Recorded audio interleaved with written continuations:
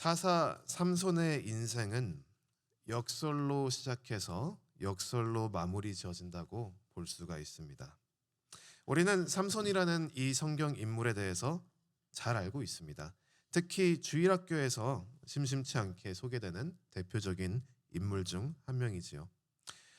대표적으로 성경에서 용감한 사람을 뽑으라 하면 다윗 왕이나 다니엘 선지자를 얘기를 하고요. 지혜로운 사람을 뽑으라 하면 솔로몬, 그리고 힘이 제일 센 사람을 뽑으라 하면 삼손입니다. 그러나 우리가 이렇게 한 가지 특출난 장점에만 과도하게 집중하다 보면은 성경을 읽는 관점 자체가 자칫 기울어질 수가 있습니다. 예를 들어 삼손에 대해서 이야기할 때 우리는 흔히 그가 이룬 초인적인 업적들에 관심을 많이 가지게 됩니다. 예를 들면 14장 6절에 말씀에 이르면 삼손은 사자 한 마리를 염소 새끼를 찢는 것 같이 찢었다라고 기록을 하고 있고요. 14장 17절 말씀에는 삼손이 아스글론에 가서 그곳 사람 30명을 쳐서 죽였다. 그리고 노략하였다라고 기록하고 있습니다. 15장 4절부터 5절에는 삼손이 여우 300마리를 붙들어서 그 꼬리와 꼬리를 메어 그 여우들을 불로 태워가지고 사람들의 농작물을 다 태웠다고 기록하고 있습니다. 15장 15절에는 삼손이 나귀의 새 턱뼈를 집어가지고 그 턱뼈로 1000명을 죽였다라고 기록되고 있고요. 마지막에 16장 27절에는 삼손이 집을 무너뜨림으로 그 집안에 있던 블레셋 사람 남녀 3000명 가량을 죽였다는 것을 기록합니다. 단 한 명인 사람이 이렇게 수천 명의 사람을 죽이고 사자를 찢어 죽이고 여우 300마리를 손으로 잡고 이러한 기록들을 보면 삼손 참 힘이 세고 대단한 사람이구나 이렇게 생각하고 그냥 넘길 수도 있는 것입니다. 그러나 우리가 삼손의 이 초인적인 영웅적인 이 면모에만 집중하다 보면은 놓치게 되는 진리가 있습니다. 삼손은 사사 중에서도 윤리적으로 심각한 문제가 있었던 자이며 율법적으로도 아주 심한 하자가 있었던 사람입니다. 삼손은 상당히 음란한 사람이었습니다. 그는 딥나라는 곳에 한 번은 갔는데 거기서 블레셋 여인을 눈으로 한 번 쓱 보고 결혼하고 싶은 마음이 생겨서 그 자리로 집에 돌아가서 그들의 삼손의 아버지 어머니께 이 여인과 제발 결혼시켜달라고 졸랐던 사람입니다. 그리고 그는 가사라는 지역에 가니까 또 한 기생을 보고 그대로 그 기생에게 들어갔던 사람입니다. 그리고 그는 드릴라라는 이름의 여인을 사랑하여 그녀와 옳지 못한 관계를 이어갔던 사람입니다. 그는 자신의 이 음욕을 채우기 위해서 수많은 율법들을 어기었습니다. 신명기 7장 3절부터 4절 말씀에 보면 이렇게 하나님 말씀 기록하고 있습니다. 그들과 혼인하지도 말지니 내 딸을 그들의 아들에게 주지 말 것이요 그들의 딸도 내 며느리로 삼지 말 것은 그가 내 아들을 유혹하여 그가 여호와를 떠나고 다른 신들을 섬기게 하므로 여호와께서 너희에게 진노하사 갑자기 너희를 멸하실 것임이니라. 분명히 신명기면 사사시대 전 시대인데요. 한 세대 두 세대 정도 지나고 신명기의 말씀을 분명히 이렇게 기록이 되어 있음에도 불구하고 한 시대를 이끌던 사사였던 삼손은 이 말씀을 어기며 블레셋 사람을 한 명도 아닌 최소한 3명의 여인과 옳지 않은 관계를 맺은 것을 볼 수 있습니다. 그리고 그는 부모님의 말씀에도 불구하고 부모님을 억지로 설득시켜 이 여인과 결혼하려고 했지요. 그러나 출애굽기 20장 12절 말씀에 보면 10계명 중 하나인데요. 내 부모를 공경하라. 그러하면 내 하나님 여호와가 내게 준 땅에서 내 생명이 길리라. 그러나 삼손은 부모님을 딱히 공경하는 입장은 아니었습니다. 왜냐하면 이뿐만이 아니라 아까 제가 말씀드린 그 사자 한 마리를 찢어서 죽였다는 사건이 있는데요. 그러니까 그 다음날 다시 돌아와 보니까 그 시체가 썩어 있잖아요.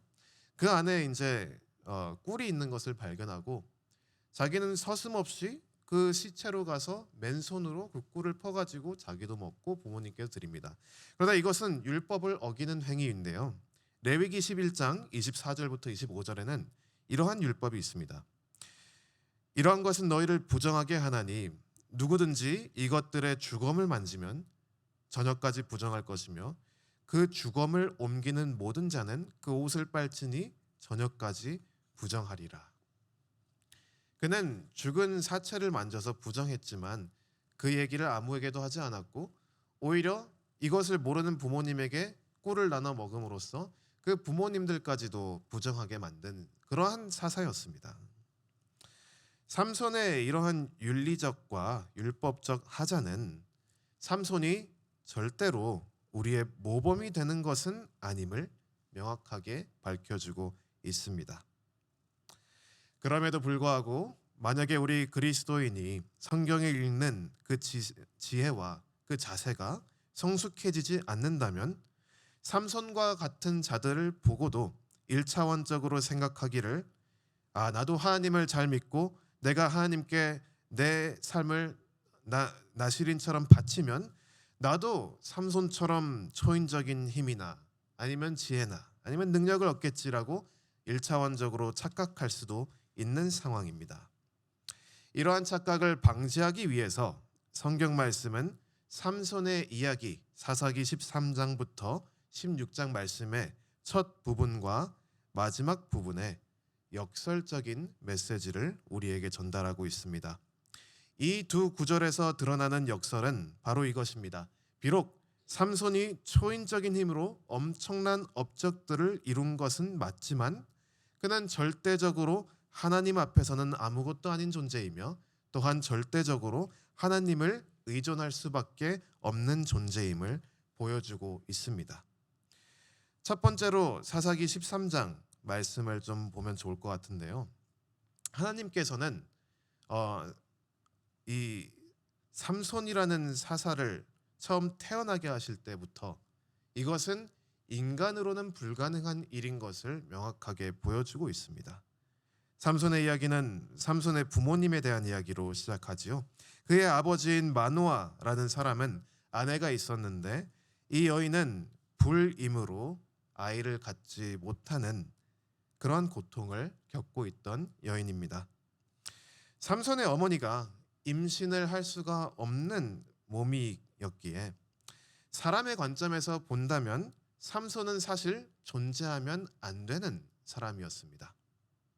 그러나 이러한 여인 앞에 하나님의 사자가 나타나사 여호와의 사자가 그 여인에게 이렇게 말씀합니다. 3절 말씀인데요. 보라, 내가 본래 임신하지 못함으로 출산하지 못하였으나 이제 임신하여 아들을 낳으리니. 이로 인해서 이 여인의 몸이 비록 임신을 하지 못하는 연약함에 있었음에도 불구하고 하나님께서는 이 연약함을 통해서라도 이스라엘을 구원할 사사 삼손이 태어나게끔 역사하십니다. 사람의 연약함과 사람의 부족함이 있어서 하나님이 일을 못하시는 것이 아닙니다.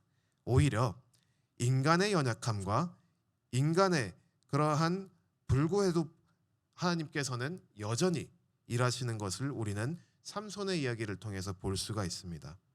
그리고 삼손의 이야기가 이렇게 시작될 뿐만이 아니라 그 마지막도 동일한 진리를 가리키고 있습니다. 사사기 16장 마지막 부분은 참으로 안타까운 이야기를 우리에게 전해주고 있습니다. 삼손은 굉장히 화려했던 삶을 살았던 적이 있으나 16장 말씀에 와서는 그가 이제는 더 이상 전투 불능의 상태가 되어서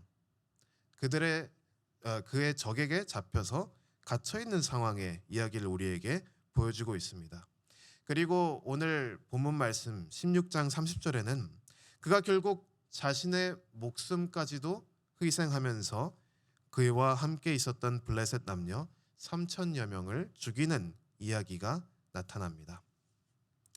우리가 이 말만 놓고 보면 굉장히 영화롭고 영광스러운 한 전사의 결말이라고 생각할 수도 있으나 절대로 이것은 위대한 전사의 영광스러운 결론이 아닙니다. 상당히 수치스럽고 상당히 안타까운 결말입니다. 삼손은 그가 이 구절에 나온 그래도 사랑에 빠졌던 유일한 여인 드릴라에게 배신을 당한 그러한 처절한 상황 속에 있었던 상황이고요. 삼손은 그 배신으로 인해서 자기의 머리가 삭발되었고 그의 힘 또한 잃었던 상황에 있습니다. 그리고 그의 적들은 블레셋 사람들은 그의 두 누나를 뽑아버렸습니다. 그리고 삼손은 감옥에서 노줄로 매어서 마치 소가 하듯이 맷돌을 돌리는 노동을 감행해야 됐습니다. 그리고 삼손은 블레셋 사람들이 축제를 할 때 그 앞에 불려 서서 제주를 부리는 광대가 되었습니다. 그 어떤 영화로움과 영광도 찾아볼 수가 없습니다. 그렇게 한때 강했던 삼손, 사자를 맨손으로 찢어버리고 여우를 300마리를 손으로 잡아버리는, 나귀 턱뼈로 1000명이라는 사람을 죽였던 그 사람의 결말은 이렇게 안타깝고 수치스러운 결말이었습니다. 삼손은 상당히 비참하고 무능한 현실 속에 놓여져 있던 상황인데, 하지만 이러한 현실을 불구하고도 하나님께서는 다시 한번 역사합니다. 삼손이 가장 무능하고 가장 수치스럽고 가장 비참한 상황 속에 있었던 바로 그때에 하나님께서는 삼손에게 임하사 오늘 본문 말씀에 삼손이 죽을 때에 죽인 자가 살았을 때에 죽인 자보다 더욱 많았다라고 기록하고 있습니다.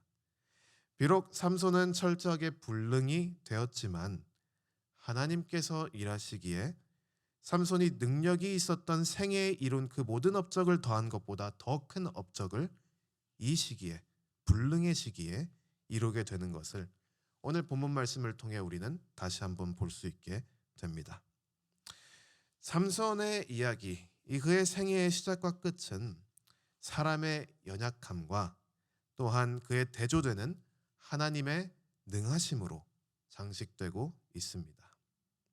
따라서 우리는 이 사사의 이야기의 진짜 주인공은 삼손이 아니라 하나님이라는 것을 깨닫게 됩니다. 결국 이스라엘을 적으로부터 구하시는 분은 인간 사사들이 아니라 그러한 사사들을 세우시고 또한 이 사사들의 무능함에도 불구하고 역사하시는 강하신 여호와 하나님이라는 것입니다. 이와 같은 하나님과 인간 사이의 관계의 역동은 비단 삼손에게만 적용되는 것은 아닙니다. 성경에는 수많은 인물들이 나옵니다.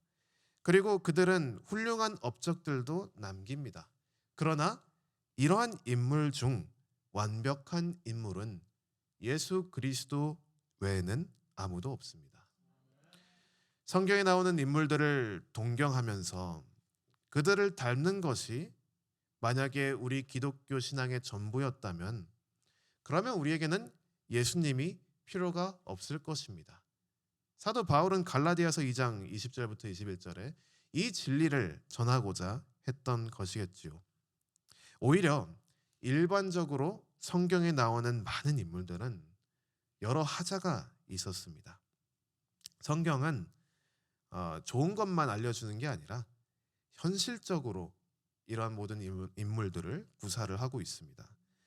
그러나 여기서 성경이 제시하는 우리 그리스도인들의 소망은 인간이 아니라 인간의 부족과 무지와 연약함에도 불구하고 그들은 결국 하나님의 뜻을 막을 수가 없다는 것입니다. 즉 사람이 위대해서 그 사람들에게 의존하는 하나님이 아니라 하나님께서 위대하시기에 사람이 부족하더라도 그럼에도 불구하고 역사하시는 하나님이라는 것을 우리는 성경 말씀을 읽을 때 꼭 기억해야 할 것입니다. 우리 하나님은 아이를 가질 수 없는 여인의 몸을 통해서 삼손이라는 사사가 태어나게 하시는 분이십니다. 그리고 우리 하나님은 모든 힘을 상실한 삼손을 통해서 블레셋 사람들을 심판하시는 하나님입니다. 오늘날 하나님께서 특별히 임하시는 이곳 교회와 또한 우리 그리스도인들의 삶의 현장 가운데서도 이러한 역동이 그대로 적용되는 것을 우리는 신앙의 눈으로 바라볼 수 있어야 하는 것입니다.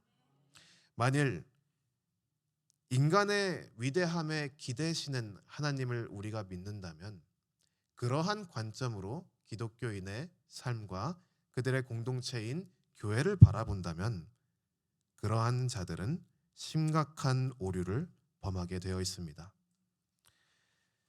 사람이 교회를 회복시키고 사람이 교회를 성장시킨다는 생각은 하나님을 바라보는 관점이 아니라 사람을 바라보는 악하고 거짓된 마음에서 비롯된 것입니다. 내가 저 사람과 친해지면 교회에서 더 존중받겠지, 또는 내가 저 사람과 멀리해야 교회 생활이 더 편해지겠지라는 생각은 자기 신앙 생활을 하나님이 아니라 사람에게 의존하는 자세라고 볼 수가 있습니다. 또 다른 예로 저 사람 덕분에 교회가 이렇게 성장할 수 있었어 라는 생각이나, 또는 저 사람만 없으면 교회가 회복되고 성장할 텐데 라는 생각도 사실은 교회의 주님이신 예수님을 보지 못하는 병든 믿음의 증상이라고 볼 수 있습니다. 이와 동반되는 증상은 과도한 자기 확신입니다. 나의 기도와 나의 섬김으로, 내가 원하는 모습으로, 내가 꿈꾸던 모습으로 교회를 변화시키려는 교만함, 나의 열심과 나의 헌신과 나의 섬김으로 하나님의 마음을 변화시키려는 교만함, 나 덕분에 일이 잘 풀렸다라고 생각하는 교만함과, 또한 나 때문에 일이 망했다라고 생각하는 동일한 교만함. 이 모든 교만한 증상은 결국 사람인 내 자신을 보고 나를 교회로 부르신 예수님을 보지 못하는 그러한 병든 믿음에서 비롯되는 증상입니다. 사사기를 통해서 우리가 배울 것이 딱 한 가지가 있다고 하면 사사는 믿을 것이 못 된다는 것입니다. 그러나 그럼에도 불구하고 하나님은 이스라엘을 그들을 통해서 구원하십니다. 즉 하나님께서 대단한 것이죠. 그것이 오늘날 우리 교회에 적용된다면 우리는 사람을 바라볼 것이 아니라 그 사람의 훌륭함과 또한 그 사람의 못남 모두 사용하시는 하나님을 바라볼 수 있어야 됩니다. 사람을 바꾸거나 사람을 교체하거나 사람을 공격한다고 해서 교회가 살거나 죽는 것이 아닙니다. 오히려 사람에 집착하면 우리는 시기와 분노와 외면으로 그 마음이 빼앗길 수가 있습니다. 그러나 사람이 아닌 하나님을 바라본다면 사람을 대할 때 우리 안에 여유와 너그럼과 다정함으로 다가설 수 있습니다. 사람에게 집착하지 마시고 교회의 주인 되신 하나님을 바라보시길 원합니다. 그것이 우리 교회가 살 수 있는 길입니다.